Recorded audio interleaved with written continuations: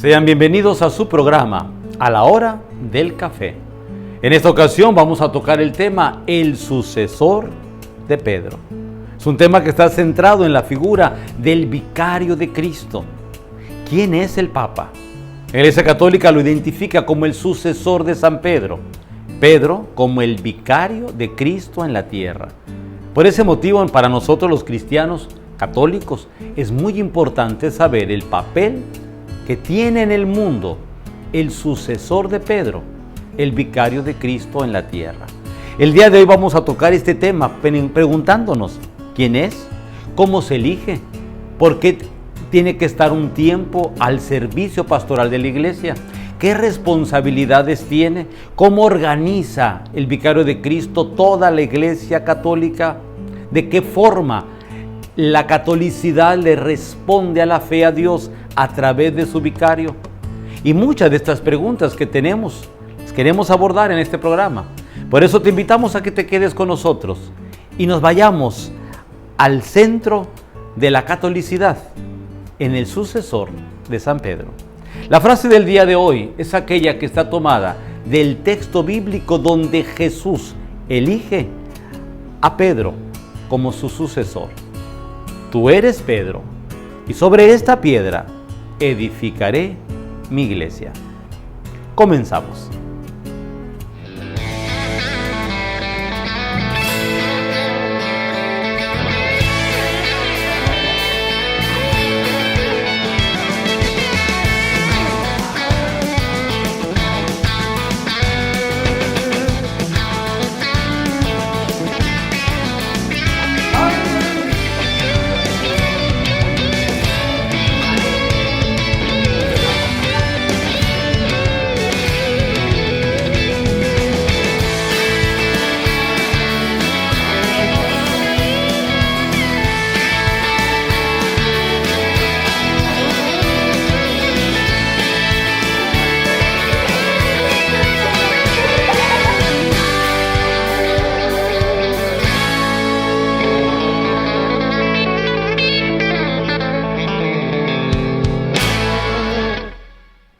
Estamos una vez más en A la Hora del Café. Nos alegra mucho tenerte aquí, viéndonos una vez más. Y Padre, en esta ocasión venimos a hablar sobre el sucesor de San Pedro. Así que primero queremos comenzar con ¿quién fue Pedro? Lo conocemos como Pedro en el nivel bíblico. El nombre original es Simón, hijo de Juan. Son palabras mismas de Jesús que nos presenta a su sucesor.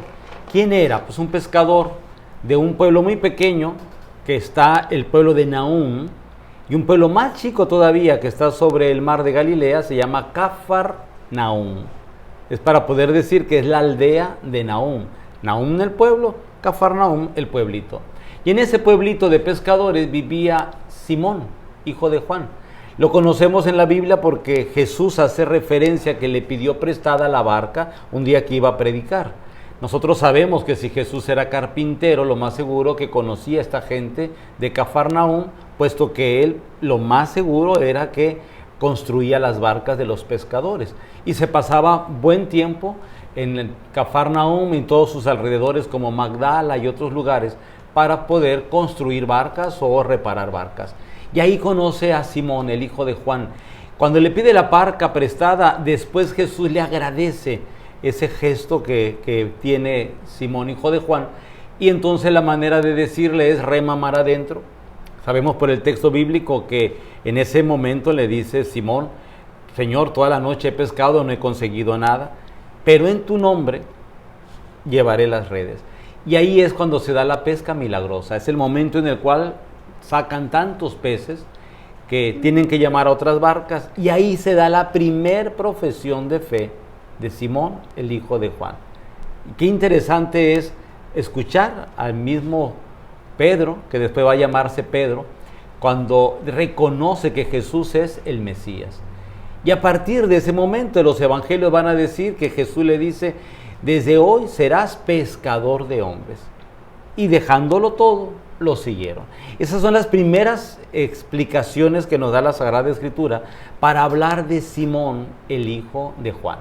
Tiene un hermano que se llama Andrés. Es muy reconocido Andrés porque si leemos el Evangelio de San Juan, es el primer discípulo que sigue a Jesús junto con Juan, que eran del mismo pueblo de Cafarnaúm, dejando el río Jordán, cuando el Bautista dice, Él es el Cordero de Dios, haciéndose referencia a Jesús. Entonces Andrés y Juan lo siguen y le dicen, Maestro, ¿dónde vives? Jesús le responde, vengan y lo verán, y se quedaron con Jesús a partir de ahí. El mismo Evangelio dice, Andrés ese día le presentó a Jesús, a su hermano Simón. Eran los hijos de Juan. Qué interesante poder entender esto, que es el origen de Pedro. Tiene un pueblo, tiene una esposa, sabemos que la suegra se enferma, Jesús sale de la sinagoga de Cafarnaúm y toca a la suegra de Pedro, la sana, por eso sabemos que tiene esposa. Y también la tradición cristiana, en la ciudad de Roma hay 2 templos donde van a hablar de las hijas de Pedro. Y entonces hay 2 templos que la antigüedad del cristianismo reconocen que son de las hijas de Pedro. Entonces este es el hombre que Jesús llamó para que fuera su sucesor. Padre, ¿cómo fue que Jesús eligió a Pedro como su sucesor aquí en la tierra? Ya decíamos que después de que le presta la barca, Jesús lo llama para que sea pescador de hombres, pero la elección más concreta la vamos a encontrar en el Evangelio de San Marcos, cuando dice el texto bíblico, Jesús los llevó a que conocieran Cesarea de Filipo, y ahí les preguntó, ¿quién dice la gente que soy yo? Y los discípulos dijeron pues que un profeta, que posiblemente Elías, Juan el Bautista que había regresado, o alguno de los profetas. Y la respuesta que da Pedro en la segunda oportunidad que Jesús dice, ¿y ustedes quién dicen que soy yo? Pedro es el único que contesta, tú eres el Mesías, el Hijo de Dios. Y esta es la primera profesión de fe, está en el puro centro del Evangelio de San Marcos. De tal manera de que a partir de ahí le dice Jesús, tú eres Pedro, y sobre esta piedra edificaré mi iglesia. En otro texto va a decir, Simón, hijo de Juan, eso no lo dices por ti, sino que mi Padre te lo ha inspirado. Pero ese es el momento en el cual Jesús va a decir, tú eres Pedro, sobre esta piedra edificaré mi iglesia, y los poderes del infierno no prevalecerán sobre ella. Lo que ates aquí en la tierra queda atado en el cielo, lo que desates aquí en la tierra quedará desatado en el cielo. Este es el momento de la elección y es el momento del cambio del nombre, de Simón, hijo de Juan, a que ahora sea llamado Piedra, es decir, Pedro. Es la manera como se traduce la palabra piedra. Así que Pedro significa piedra. Padre, y hablando más sobre Pedro, ¿cuáles eran sus deficiencias o en qué podría llegar a fallar Pedro? Fíjate que la Biblia lo presenta como un hombre normal, no tiene nada extraordinario. Vemos a un Pedro psicológicamente impulsivo, un hombre así como atrabancado, como decimos acá en Sonora, es un hombre que responde inmediatamente, que es reactivo, que también a veces tiene confrontaciones con los demás.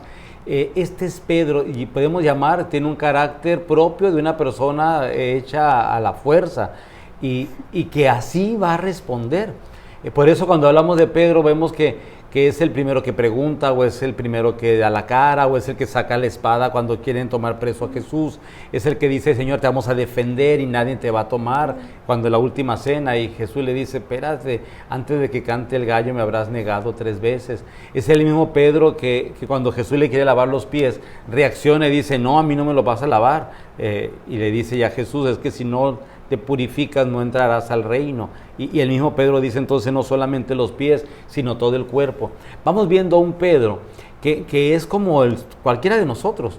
Y creo que la Sagrada Escritura lo refleja muy bien. Tengamos en cuenta que los textos bíblicos, sobre todo en los evangelios, se escriben 60 años después de los acontecimientos. Es como para que hubieran maquillado más a Pedro, ¿no? En el sentido de que bien portado, que solamente le decía sí al Señor, pero no, prevalece el aspecto humano de Pedro, y eso a nosotros nos gusta. ¿Por qué? Porque somos nosotros humanos. ¿Cuántas veces no hemos sido impulsivos como Pedro?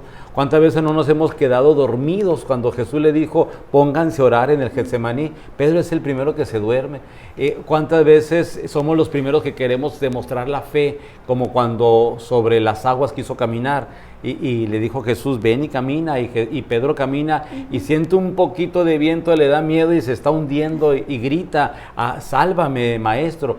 Y así somos nosotros. Yo pienso que Pedro nos refleja mucho la dimensión humana. Podemos hablarlo como deficiencias de carácter, como situaciones normales de la vida. Pues sí, así somos nosotros. Creo que es la dimensión humana, sin maquillar, sin querer hacer quedar bien de algo que es tan natural y tan humano. Así como tenía su carácter, Pedro, también vemos que tenía ciertas virtudes en su personalidad, ¿verdad, padre? Sí, vamos a encontrar un hombre virtuoso. ¿Qué es la virtud? Es la manera de irse venciendo a uno mismo. Por ejemplo, ¿cuánto le costó a Pedro poder ser obediente? Si era una persona que mandaba, que dirigía su barca, y de repente pues se tiene que volver una persona obediente a Jesús.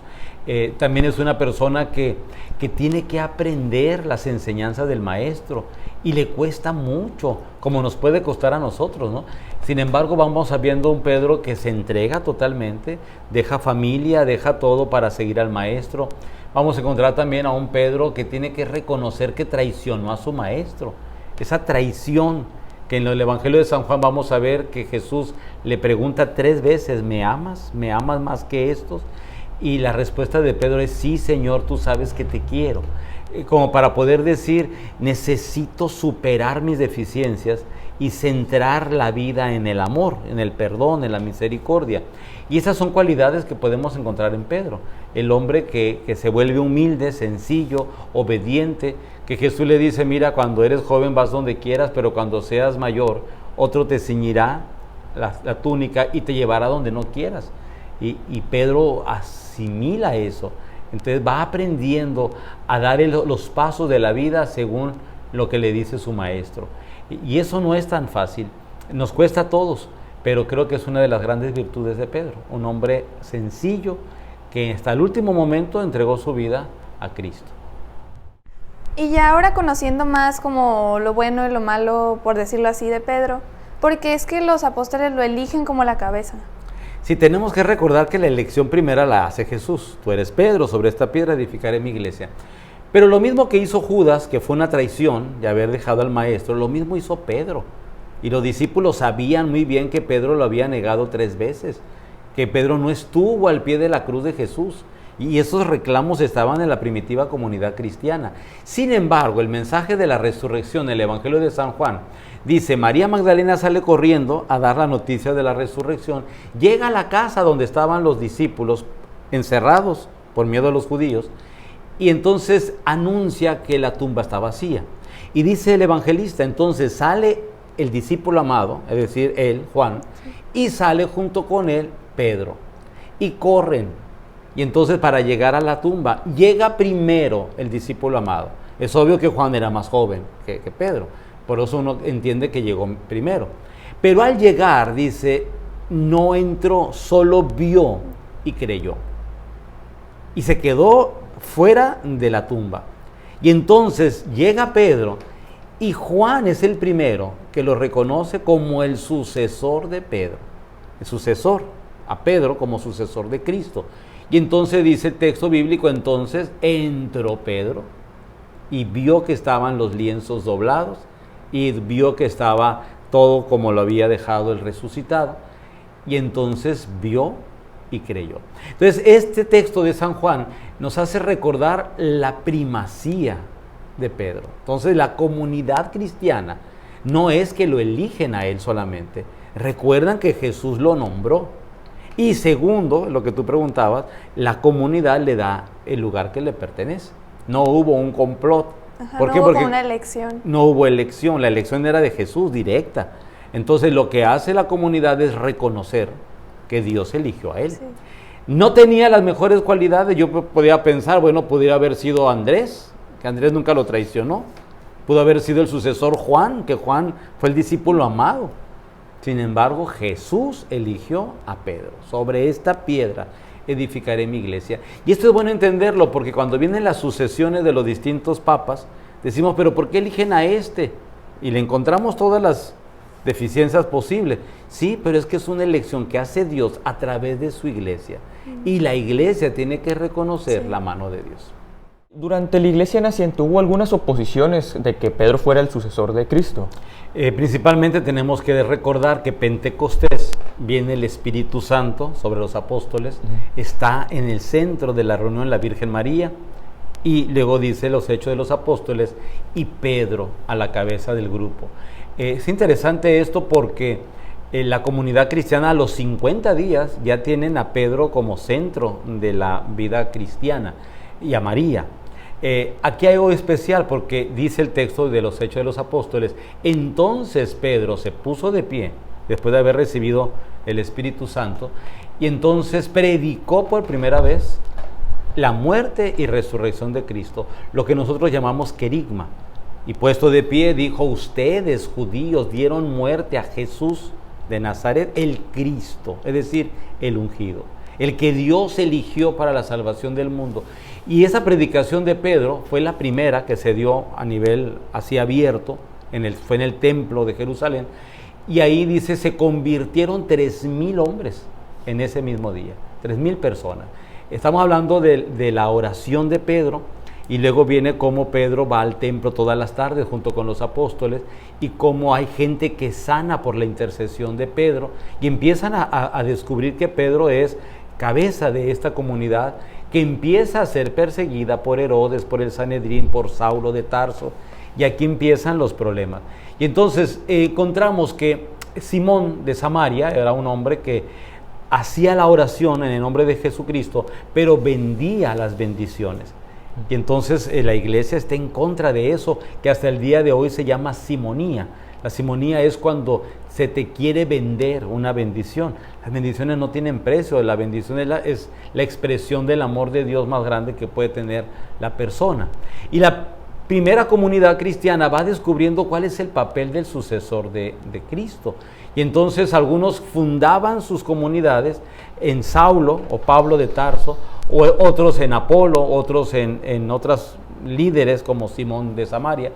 Y entonces viene la respuesta. El mismo Pablo dice, nada de que unos son de Pedro, otros son de Apolo, otros son de Pablo. Dice, todos somos de Cristo. Y pone a Cristo como centro de la fe. Y creo que este es el papel del sucesor de Pedro. El sucesor de Cristo es tener a Cristo como centro de la vida espiritual, y el sucesor de Pedro de reforzar que la centralidad de la iglesia está en Cristo, no en sus apóstoles. La iglesia es cristocéntrica y apostólica, pero el centro es Cristo. Y conocemos que este personaje emprendió un viaje hacia Roma, pero ¿por qué él fue a Roma? Cristo en el momento de la ascensión le dice, vayan por todo el mundo y anuncien la buena nueva hasta los últimos rincones de la tierra. El apóstol Santiago entendió esto y se fue hasta el Finisterre, hasta el último lugar de la tierra. Se cree que Pablo también llegó hasta España. Pedro se va a Roma porque Roma viene siendo el centro desde donde salían todos los caminos del imperio hasta los últimos rincones del mundo. Es impresionante hasta el día de hoy, tú estás en la ciudad de Roma y de ahí sale la vía Apia. Sale de Roma, atraviesa toda Italia hasta la parte de Brindisi, es el sur del país, y ahí tomas barco y continúas y llegas a Cesarea Marítima, y ahí continúa la vía Apia hasta Jerusalén, y va más allá. Y si tú agarras la vía Casia, empieza en Roma y atraviesa el norte de Italia hasta llegar a los últimos lugares. Y así la vía Gálata, que va hasta la parte de Francia. Todos los pueblos tenían comunicación desde Roma. Pedro se va a Roma porque de ahí, en el puro centro, lo que conocemos como la vía Sacra, donde estaban todos los templos antiguos, que existen hasta el día de hoy en ruinas, ahí Pedro predicaba. A un lado de donde predicaba está la cárcel Marmetana, que es donde fue preso Pedro muchas veces y Pablo también, porque los tomaban presos de ahí y los llevaban a la cárcel, que estaba muy pegado. ¿Por qué? Porque ellos predicaban desde ahí. Ahora recordemos que con el derrumbamiento de Jerusalén en el año 70, muchos judíos fueron llevados como esclavos a construir el Coliseo romano. Y entonces la gran comunidad de judíos en Roma es muy antigua. Por ese motivo, lo más seguro que Pedro, junto con otros judíos, se establecieron en Roma porque quedó destruida Jerusalén. Y entonces se vienen a trabajar como esclavos. Y aquí donde empieza la propagación de la fe desde Roma. Se dan cuenta después los apóstoles que lo que se anunciaba en la capital llegaba hasta los últimos rincones de la tierra. Muchos se preguntan, ¿y por qué no está el centro de la catolicidad en Jerusalén? Si ahí fue el punto de la salvación. ¿Por qué es Roma? ¿Y por qué la Iglesia Católica se centra en Roma y no en Jerusalén? Y esta es la causa, porque Pedro va a Roma, entrega su vida, le van a pedir el martirio como un signo de fe, de creer en Jesús, y él ahí muere, ahí da testimonio, y desde ahí la catolicidad ha continuado la proclamación del Evangelio. Después de un tiempo que estuvo predicando en Roma, ¿cuál es esa tradición que nos habla de que él de que deja la ciudad? Se habla que en tiempos de Nerón, precisamente el año 67, se incendiaba la ciudad. Nerón la incendió echándole la culpa a los cristianos. Es la versión cristiana. La versión romana es de que los cristianos incendiaron la ciudad. Y ese mismo año, por la vía Apia, que salía de Roma, llegaba hasta Jerusalén, Pedro regresa. La tradición cristiana nos dice que en el camino, saliendo de las murallas de Roma, Jesús se encuentra a Pedro y le dice, Quo vadis, que significaría ¿a dónde vas? Y él le dice que se regresa ya con su familia a Cafarnaúm. Y entonces le dice Jesús, otra vez me vas a dejar como me dejaste en la cruz. Y entonces la tradición dice que ahí mismo lloró Pedro y se regresó. Y es cuando da el testimonio de su vida. Entrega su vida como mártir en lo que conocemos que hoy es el Campo Vaticanus. Y ahí había un circo donde fue martirizado. Y al crucificarlo, que era la manera de cómo los martirizaban, él pidió que fuera de cabeza, para no ser como Cristo, puesto que él no era digno de tener la misma muerte que su maestro. Entonces vamos encontrando la muerte de Pedro ahí en Roma, es sepultado ahí mismo, y desde principios de la catolicidad, de la cristiandad, peregrinaban los fieles a la tumba de Pedro. Por ese motivo ahí se construye la iglesia, que ya después en el siglo IV Constantino construye la primera basílica de San Pedro. Así que va a ser ahí la sede del sucesor de Pedro. Y sabemos que para elegir un papa existen ciertos pasos. ¿Y cuáles son estos pasos para elegirlo? Sí, desde el principio sabemos que la elección fue de Jesús hacia Simón, hijo de Juan, que después conocemos como Pedro. En el año 67, que muere Pedro en Roma, la misma comunidad cristiana de Roma se reúne en oración para la elección.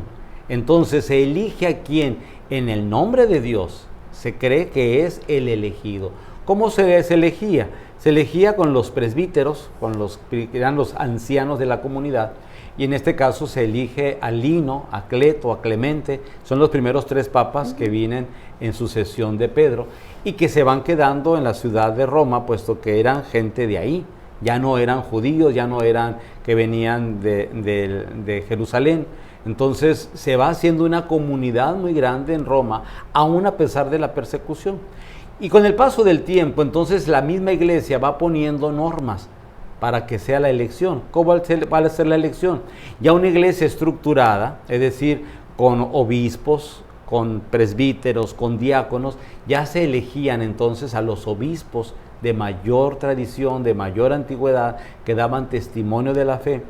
Con el paso del tiempo ya había cardenales que representaban a los distintos obispos de las distintas zonas de la cristiandad.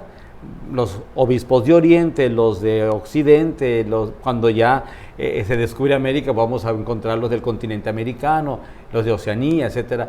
Entonces la iglesia en su catolicidad ha convocado a un lugar donde se reúnen a orar todos los obispos, en este caso los cardenales, que representan a los obispos de una región, y ahí se elige el papa. Entonces es una manera muy buena de poder hablar de un cónclave. ¿Qué sería un cónclave? Porque es ahí en el cónclave donde primero se convocan a que vengan y segundo se hace la oración para pedir a Dios la presencia del Espíritu Santo y que descienda esa luz de Dios para elegir al sucesor. Después de la crucifixión de Pedro, ¿quién fue la persona que lo sucedió en su cargo? Fue Lino, uno de los primeros cristianos distinguidos de la ciudad de Roma. Recordamos que era tiempo de persecución, así como Pedro muere mártir, después los que van a sucederle van a tener que afrontar tiempos de la persecución de Nerón, que fue el tiempo de Pedro, pero después vienen las persecuciones cristianas de Domiciano y de otros emperadores que están destruyendo o desean destruir la fe cristiana. Entonces viene Lino, luego viene Clemente, Cleto, son los primeros papas que están en la iglesia de Roma. Y es muy interesante ver la lista, si a alguien le interesa así la historia, ir viendo quién sucedió a quién.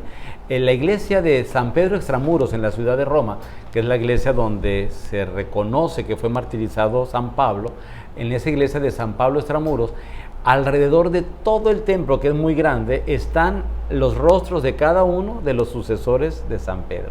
Así de que la iglesia tiene un registro de todos y cada uno de los que fueron sucediendo en este servicio dentro de la iglesia. Y padre, existe este término de antipapas y queremos saber qué significa y a qué se refiere. A lo largo de la historia de la iglesia, así como hablamos de los papas que son elegidos con toda la ortodoxia, que viene siendo en el nombre de Dios, sí, que la comunidad se reúne, que los que hacen oración por ellos, también se dio en la iglesia gente que tenía interés por el poder de San Pedro. Y entonces elegían a sus candidatos, así como si fuera algún partido de un reino, de una política. Y yo comento rápido sobre un acontecimiento que sucedió en Viterbo. Viterbo es una ciudad que está al norte de Roma, donde se congregaron los cardenales en cónclave para elegir papa. Y había un interés demasiado cargado en lo humano, es decir, en cambiar la sede de Roma, de que hubiera más el poder sobre el pueblo francés y no el pueblo romano. Y así había muchos intereses que se dieron a lo largo de la historia. Cuenta la tradición que en la catedral de Viterbo alguien dijo, pues no desciende el Espíritu Santo porque el techo es muy grueso. Y entonces empezaron a quitar todas las tejas del techo para dar tiempo a que llegara un candidato de Burdeos, Francia, y poderlo elegir.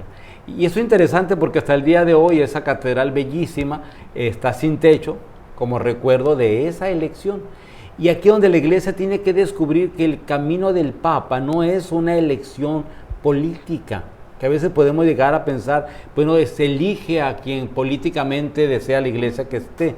No, no es una elección política. Hay intereses políticos, porque somos humanos, hay intereses muy humanos. Y siempre el cónclave tiene que tener la característica que tiene que ser elegido por Dios. Sí.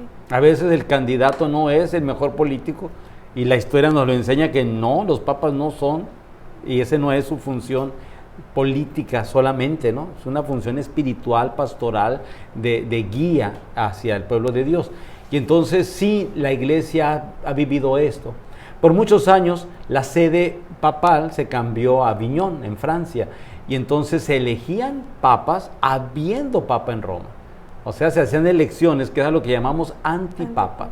Es decir, dos papas al mismo tiempo, queriendo tener el mismo poder, la misma autoridad, pero la diferencia es de que hay una sucesión. Por eso es muy importante escuchar el término sucesión de Pedro. Es el que le va sucediendo, no el que eligieron fuera de esa sucesión. Es el elegido. Nosotros en los últimos años hemos tenido al Papa Juan Pablo I, luego Juan Pablo II en sucesión. Y luego Juan Pablo II con muchos años en el papado. Y luego tenemos a Benedicto XVI en la misma sucesión. Entonces, sí es interesante descubrir el sucesor de Pedro. Se subraya mucho, porque puede haber un antipapa, pero ese no es sucesor de nadie. ¿Cómo podemos nosotros definir qué es un cónclave? Para poder elegir a un papa, lo primero que hace la iglesia es, a través del camarlengo, que es el representante legal para convocar a un cónclave, es primero invitar a todos los cardenales que están en la edad posible de que sean elegidos como candidatos a ser sucesores de Pedro. Y los que son convocados les dan un tiempo para que lleguen, y entonces antiguamente, por muchos años, entraban en la Capilla Sixtina y se cerraba la Capilla Sixtina y no salían hasta que se elegía el Papa. Por eso la palabra conclave sería con llave. La palabra con llave, conclave, cónclave, sería como lo usamos ahora, para poder decir están encerrados bajo llave. Ahora ya no es en la Capilla Sixtina. El Papa Juan Pablo II hizo una reforma para que el cónclave fuera en la Casa Santa Marta. Es una casa de obispos dentro del Vaticano, y ahí de igual manera se encierran y hacen su elección. El Papa Francisco ya fue electo en la Casa Santa Marta, y ese es el significado, que no salgan hasta que haya la elección. Y esto es para evitar la intervención de los intereses de otros países o de otras sociedades. No llevan teléfono, no llevan nada, se cierran a la oración y a la elección. Por eso ahí surge que cuando se hace la votación y todavía no hay un papa elegido, sale el humo negro. Y cuando ya se elige un papa, el humo va a ser blanco. Por eso todos los días que hay cónclave, como no hay contacto al interior del consistorio, entonces lo único que el pueblo ve es el humo. Entonces cuando ya sale el humo, hay la famosa expresión habemus papa, para poder decir ya tenemos un papa. Y esa es parte de lo que es el cónclave, encerrarlos con llave, para que elijan en el nombre de Dios y que no haya intervención de fuera.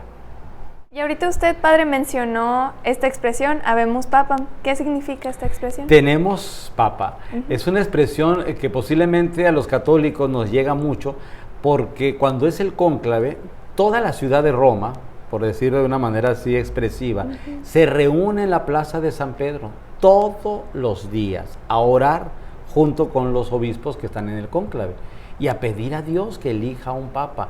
¿Por qué? Porque la iglesia se queda sin la autoridad de Pedro. Fíjate qué importante, en cuanto muere un papa, el camarlengo toma el anillo del pescador, así le llama, que es donde el papa pone el sello de su papado, es su autoridad y es lo que va a publicar en nombre de la iglesia, y ese anillo lo destruyen para que ya no haya quien usurpe el anillo y en el nombre del papa que ya murió esté haciendo nombramientos que no debe.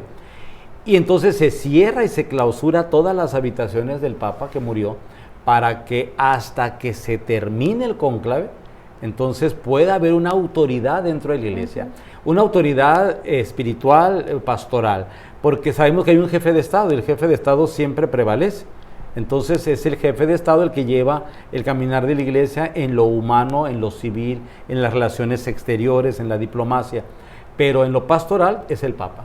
Por ese motivo, cuando se dice habemos Papa, entonces ya sale revestido, ya hay una autoridad nueva, va a haber una guía pastoral, y la gente, el pueblo de Dios, los fieles, hacen fiesta.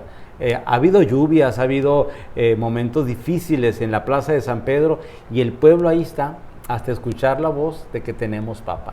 Y ahorita ya es muy común, los medios de comunicación inmediatamente nos ponen la imagen de quién es el papa. Imagínense siglos pasados que decían, pues eligió un papa, ¿y quién es? Pues a conocerlo, porque no había los medios que tenemos ahora.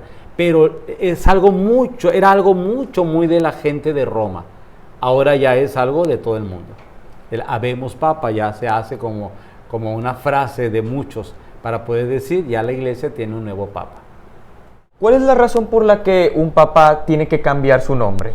La tradición viene de Jesús. Jesús elige a Simón, hijo de Juan, que era el nombre original del pescador de Cafarnaúm, y dice, y a partir de hoy serás piedra, es decir, Pedro. Sobre esta piedra edificaré la iglesia. Entonces el sentido del por qué el nombre de Pedro, piedra, es porque él va a ser la base y el cimiento. Entonces a partir de ahí los papas empezaron a cambiar los nombres para poder definir cuál era su misión dentro de la iglesia. Por ejemplo, vamos a suponer, viene el Papa Juan Pablo I. Juan Pablo I toma el nombre de Juan XXIII, al Papa anterior, y de Pablo VI, el otro Papa que le había seguido. Entonces es Juan Pablo. Todo el tiempo de su papado fue Juan Pablo, no más. Cuando muere, y entonces es elegido Karol Wojtyła, y él dice, yo seré Juan Pablo II, para poder hacer honra al Papa que había muerto. Y así vamos a encontrar el porqué. Francisco hoy toma el nombre de San Francisco. que todo el mundo podía haber pensado que por ser jesuita se nombraría Ignacio como su fundador, Ignacio de Loyola, pero no, elige el nombre de Francisco. Y es una manera de hacer una cercanía con la comunidad franciscana y con la visión que va a tener en la pastoral en el mundo. Por eso es muy importante saber el significado que hay detrás del nombre de cada papa. Padre, y vemos que el Papa firma con las siglas SS. ¿Qué es lo que significan estas siglas? Fíjate que mucha gente cree que significa su santidad, y no, significa siervo de los siervos de Dios. ¿Por qué? Porque el Papa tiene que ser eso, un siervo. Por muchos años le hemos visto como un potentado, como la gran autoridad en el mundo católico, y tenemos que recordar que su ministerio, su servicio, es ser siervo. Es un siervo de siervos. Por eso es el SS. Nosotros a veces decimos su santidad y luego ponemos el nombre, ¿no? Pero no, más bien es siervo. Para que podamos darnos cuenta que no posee absolutamente nada. En el momento que él es nombrado autoridad de la iglesia, es una autoridad pastoral, eclesial, espiritual, ya no posee absolutamente ninguna propiedad, ningún bien personal. Él se dedica a servir a Dios y a su iglesia. Por eso es siervo de los siervos. Porque no hay posesión. Mucha gente dice es que el Papa con todas las riquezas que tiene, pues en la vida práctica es el que no tiene absolutamente nada de los palacios en los que puede vivir.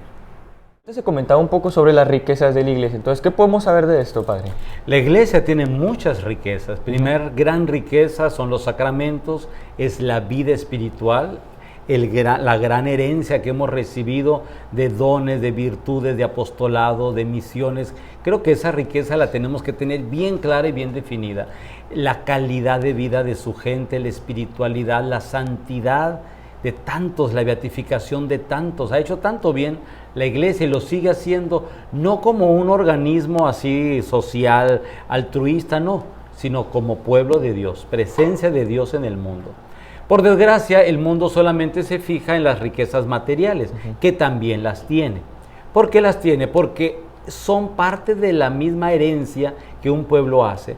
Vamos a suponer un pueblo construye como Burgos una catedral que levantó San Fernando, rey de España, y una catedral en León, y una catedral en Compostela, y una catedral en Toledo, en Sevilla. Pues son riquezas de la iglesia, claro, las hizo el pueblo, y no las hizo para la iglesia, las hizo para Dios. Todos los templos son para Dios, las grandes obras, pintura, escultura, que hay incluso libros, documentos, archivos, son las grandes riquezas que la iglesia posee a lo largo de 2000 años de caminar en el tiempo. Pero tiene la gran responsabilidad de que se mantengan, de que se cuiden, y son el patrimonio hacia la misma humanidad. Y entonces, ¿las posee? Sí. ¿Las tiene que cuidar y proteger? Sí. Entonces uno dice, son de la iglesia. Pues la iglesia las administra, pero no las puede vender, no las puede adquirir para ponerlas al servicio de... Y es un conflicto, porque vamos a ver que muchos de esos bienes se pudieran vender. El Papa en la solicitud de Rei Socialis, Juan Pablo II, decía, aquello que no es de utilidad y que tiene valor, que se venda para beneficio de los más necesitados. Pero entra un gran conflicto con la UNESCO, con las organizaciones del valor que son patrimonio de la humanidad, porque no los puedes dejar en manos de cualquiera, más cuando son tesoros que han llevado siglos de cuidado, de protección. Y entonces la iglesia se siente responsable de no perderlos y de poderlos pasar a la siguiente generación. Es un tema de mucha controversia, porque muchos jóvenes y gente adulta dice, pues que la iglesia deje todas esas riquezas. Sí, como bienes materiales son riquezas, como herencia a la humanidad también es riqueza, pero tiene la responsabilidad de tenerlas al cuidado hasta que alguien pueda, de una manera comprometida, cuidarlas y pasarlas a la siguiente generación. Entonces yo voy a la idea de ver más las riquezas espirituales y pastorales que tiene la iglesia y no encandilarlos con lo que brilla, porque a veces eso que brilla pues no es de un valor humano como cuanto lo espiritual que la iglesia tiene en sus fieles. Y padre, ¿qué es lo que nosotros esperamos del Papa hacia el futuro? Fíjate, la imagen del Papa ha venido teniendo una transformación en el tiempo. De un Papa tipo emperador, de un Papa que usaba 3 coronas de oro para hablar de los 3 poderes, el humano, el espiritual y el divino. De un Papa que lo llevaban siempre en unos lugares altos para que se viera la grandiosidad y el poder de la Iglesia. Eso se ha venido dejando. Y vamos encontrando cada vez a un Papa sencillo, humilde, un Papa cercano al pueblo. Yo pienso que esta transformación en lo que va de un siglo ha sido para bien dentro de la Iglesia. Pero esperamos una transformación hacia el futuro, esperamos un Papa que sea mucho más espiritual, más cercano al pueblo, con más testimonio de santidad, un Papa que no se vea metido en escándalos de ningún tipo, un Papa que en lo humano puede identificarse con todos los seres humanos como tal y que podamos entender que es una persona como cualquier otra, con una gran responsabilidad que lo hace ser diferente a cualquier otra. Entonces sí tenemos que darnos cuenta que la Iglesia tiene que encarnarse más en la realidad del futuro, y tenemos que ser personas muy humanas y muy espirituales en el tiempo que nos toca vivir. Si el futuro va a llevarnos a una manera de vivir distinto, el Papa no tiene que perder los valores propios de ser sucesor de Pedro, y sucesor Pedro de Cristo. Así de que tenemos que ver un Papa más cercano al pueblo de Dios y más cercano al mundo que le toca vivir. Wow, vaya que este tema ha sido bastante interesante, sobre todo porque hemos conocido a esta figura tan importante dentro de la Iglesia y más sobre su historia. Padre, le agradecemos una vez más por estar con nosotros y los dejamos con más de su programa A la Hora del Café.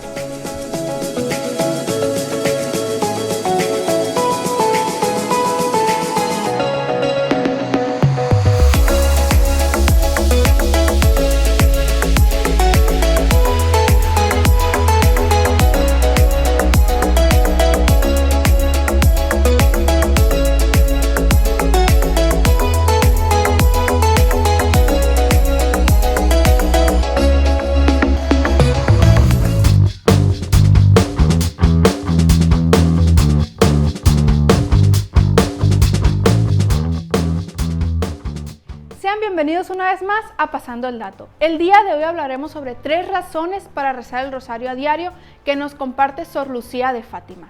La número 1 es que se acomoda a nuestras necesidades. Si bien sabemos que es complicado ir a misa todos los días y el rosario se puede rezar a cualquier hora y en cualquier momento. El número 2 nos dice que nos ayuda a cumplir los ofrecimientos. Seguir las cuentas del rosario nos hace estar conscientes de lo que ofrecemos y del porqué de nuestro rezo. Y el número 3 nos dice que nos aleja de las tentaciones. El rosario es una buena manera de mantener vivo el espíritu, de ejercitarlo y de alejarnos de las tentaciones mundanas. Y bueno, esto ha sido todo por Pasando el Dato. Espero que te hayan servido estos 3 puntos que te compartimos y no te despegues, que seguimos con más.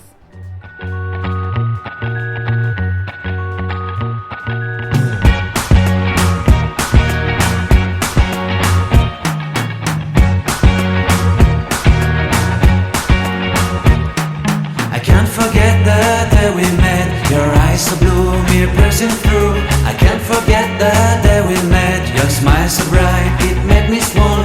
Our love is like a summer's day, hot and endless in a magic way. Whenever I see you, all I can think is my summer love. Been waiting for you, my love. My summer love, been waiting for you, my love.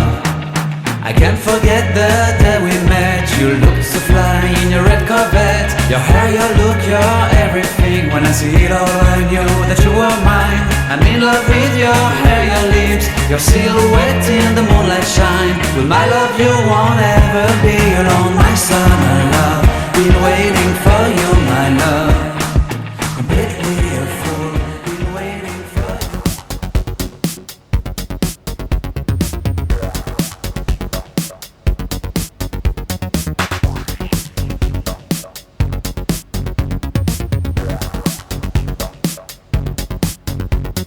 ¿Qué tal amigos? Bienvenidos a su sección Las Coffee News, donde te tenemos las noticias más relevantes del mundo católico actual. Y bueno, Carlos, para comenzar les traemos que se cumple un año de la beatificación de Carlo Acutis. El 10 de octubre del 2020, en la Basílica de San Francisco de Asís, en Italia, fue beatificado Carlo Acutis, mejor conocido como el ciberapóstol de la Eucaristía. Era un joven de tan solo 15 años, el cual nos enseñó que la santidad también es alcanzable para los jóvenes de la época. Sin duda un gran ejemplo, Paulina, y también pues estamos en el mes de octubre, mes de las misiones y mes del Rosario. Y en nuestra parroquia el día 7 de octubre tuvimos la oportunidad de reunirnos para rezar el Rosario ante el Santísimo. Sin duda fue una experiencia muy bonita, muy enriquecedora, y aquí te dejamos algunas imágenes para que tú también puedas disfrutar de este acontecimiento.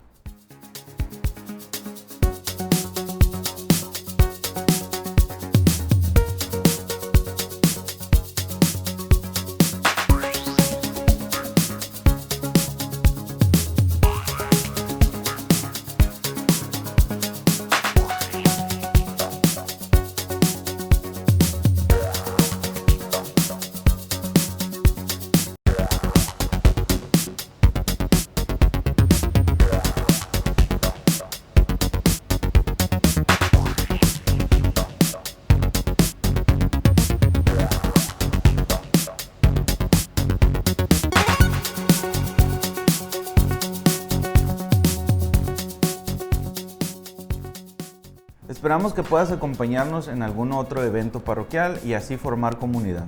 Y en este mes seguir rezando el rosario por tantas causas que necesita nuestro mundo. Y bueno, Carlos, ha sido todo por la sección del día de hoy. Esperemos te haya gustado y nos vemos a la próxima en Las Coffee News.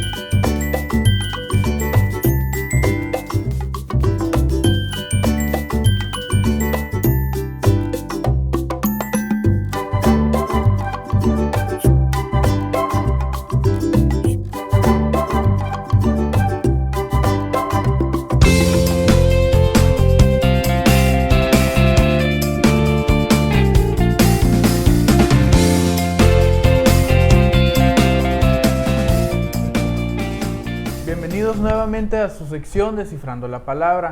Y esta vez, Padre, la palabra que queremos que nos ayude a descifrar es Papa.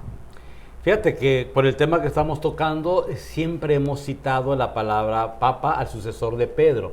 Es una expresión muy latina y tenemos que ver el origen, porque es la pregunta que nos va a tomar este tiempo. Vendría siendo como el acomodo, como el acróstico, podemos llamarlo así, de la expresión Petri Apostoli Potestatem Accipiens, que los que saben latín podrían traducir como el que toma la potestad del apóstol Pedro. Por eso no es solamente como papá, porque muchos decían, bueno, a lo mejor papa significa papá en italiano. Pero no, la palabra papá en italiano es padre, como en español, o babo, que no tiene nada que ver con papa. Entonces, y ni con papa de alimento, porque es patata.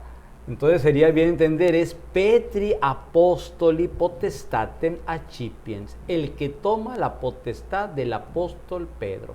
Y la tradición, con el paso del tiempo, lo fue llevando a ponerle así esta expresión al sucesor de Pedro, Papa. Era la manera más fácil, sintetizada, de poder entender que el que toma la potestad de Pedro, el apóstol, es el Papa.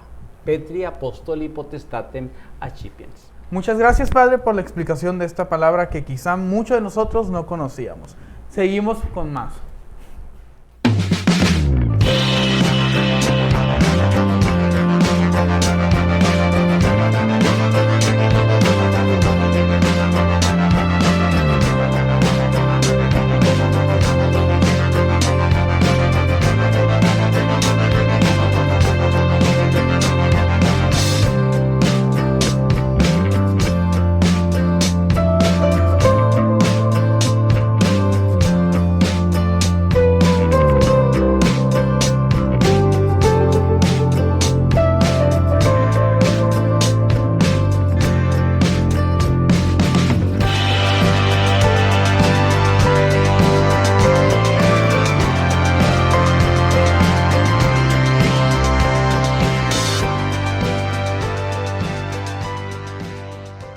La gran riqueza que nos ha dejado Jesucristo en su iglesia, la ha depositado en las manos de su sucesor. Hoy hemos reflexionado en la importancia del papel de Pedro como sucesor y de esta colegialidad apostólica, porque la elección de Pedro es en el nombre de Dios y de los apóstoles. Vamos a pedir por el papel que tienen los sucesores de Pedro en este siglo y en los que vienen hacia el futuro. Que la iglesia siempre se deje guiar por el buen pastor que es Cristo y sepamos seguir la voz de sus pastores, especialmente la voz del sucesor de Pedro. Vamos pidiendo siempre en nuestras oraciones por el sucesor de los apóstoles, por Pedro en la tierra, para que Él también ore por nosotros e interceda. Pidiéndole al Señor su bendición, vamos a despedir este programa. El Señor esté con ustedes. La bendición de Dios Todopoderoso, Padre, Hijo y Espíritu Santo, descienda sobre ustedes, su familia, y permanezca siempre. Gracias por estar ahí.